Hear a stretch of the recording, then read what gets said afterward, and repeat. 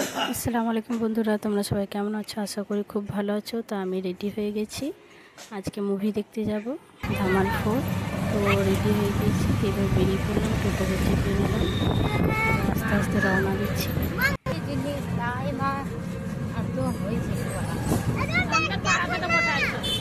রাস্তায় চলে গেলাম, অনেকটা যেতে হবে, প্রায় 15 মিনিট মতন।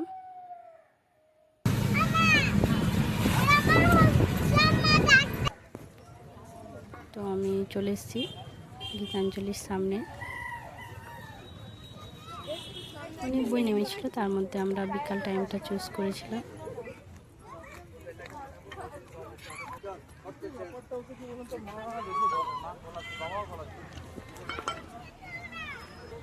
বোলপুর গীতাঞ্জলি তোমাদেরকে কেমন লাগছে?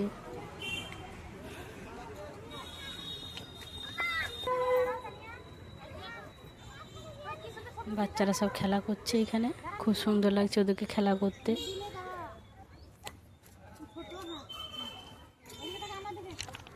তো পুরো দিকটা দেখাচ্ছি এপাশ ওপাশ করে তোমাদেরকে। ভিউটা এত সুন্দর, এখানে ফটো ক্লিক করে নিয়েছিলাম কিছুটা। এবার চলে যাচ্ছি টিকিট কাউন্টারের দিকে, টিকিট কেটে নেব। লাইনে কিছুজন ছিল, ওদের পর আমাদের। তো টিকিট নিয়ে নিয়েছি,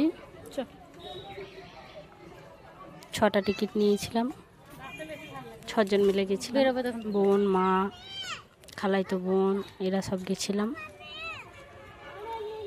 এবার চলে যাচ্ছি ওপরের দিকে। মুভিটা দেখতে বেশ মজা হয়েছিল, হাসিদের ছিল, বাচ্চাদেরও দেখার মতন হাসি লাগছিল। তোমরা যদি না দেখে থেকেছো অবশ্যই যাবে, দেখে আসবে, খুব ভালো লাগবে।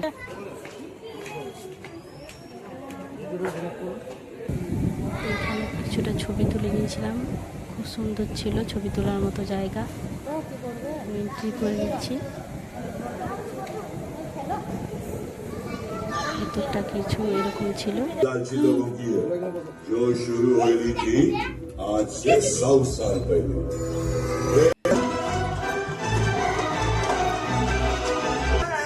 এন্ট্রি করে নিলাম ভেতরে।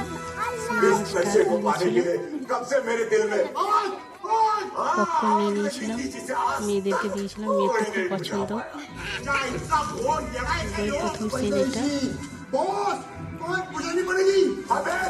একটা হাসির একটা ফিল্ম।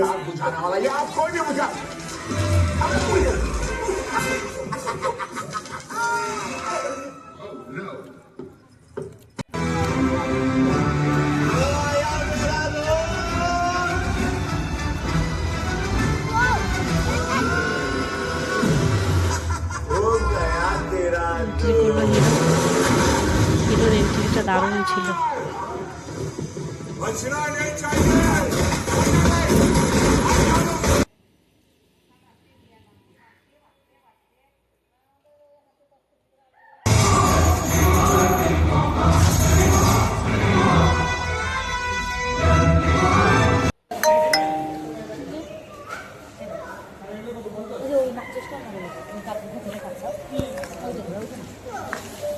হাফ টাইম হয়ে গেছিল, হাফ টাইম হয়ে যাওয়ার পর আমরা কিছু কিনতে গেছিলাম, বাচ্চাগুলোকে দেবো, কিছু খাবে। ঝাল ঝাল নিয়ে নিয়েছিলাম।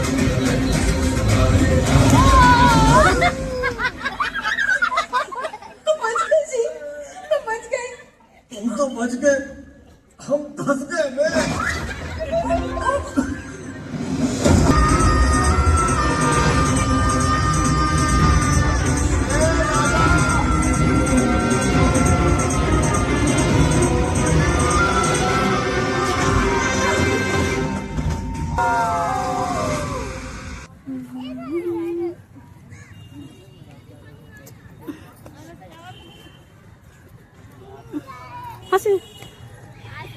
মুভিটা আমাদের শেষ হয়ে গিয়েছিলো, আর কিছু অংশ রেখে দিয়েছিল ধামাল 5-এর জন্য। ধামাল 5-এ এবার দেখানো হবে। যে তারপর আমরা বেরিয়ে চলে এলাম।